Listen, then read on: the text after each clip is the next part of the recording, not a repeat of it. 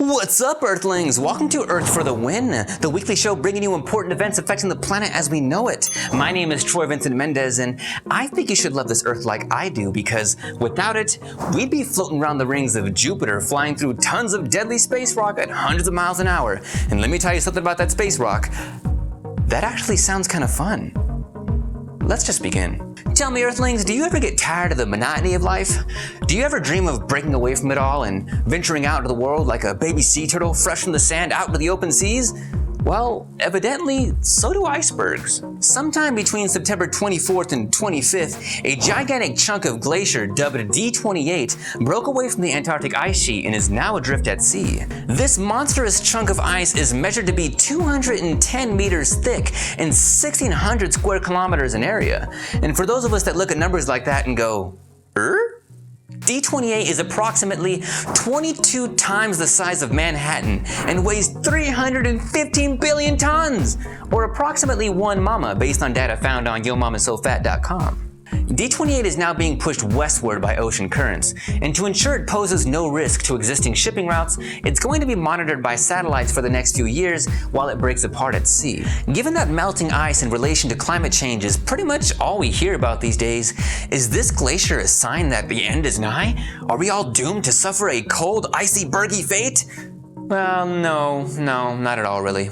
Yes, as we all learned in 3rd grade, hopefully, it is heat that causes ice to melt, but sometimes climate change isn't always to blame for these things. Often, this stuff happens completely naturally.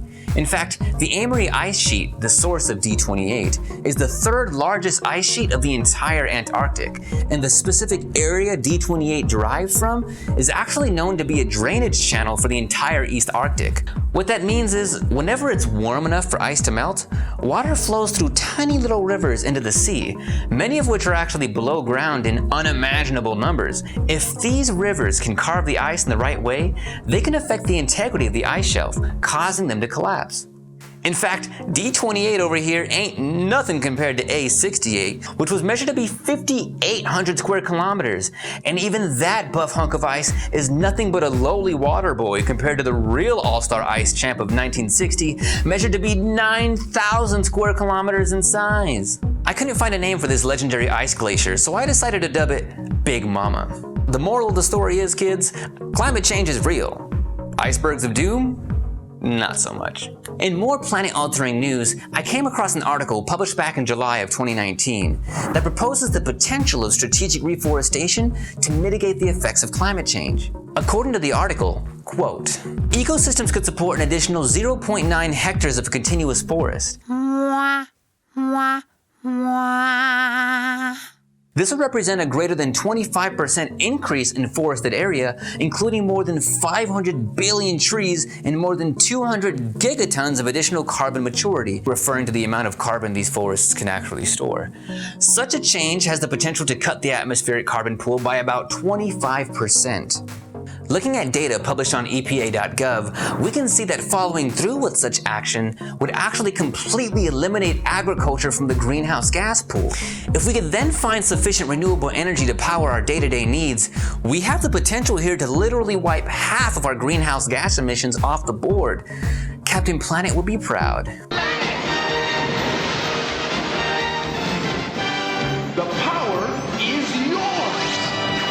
Being the complete environmental nerd that I am, I did a little bit more digging and found another article on Science Mag that further proves the potential of this plan. Based on the report published in 2017, we could increase the speed at which trees grow while simultaneously increasing their strength, size, and fire resistance by doing one simple thing: cutting them down.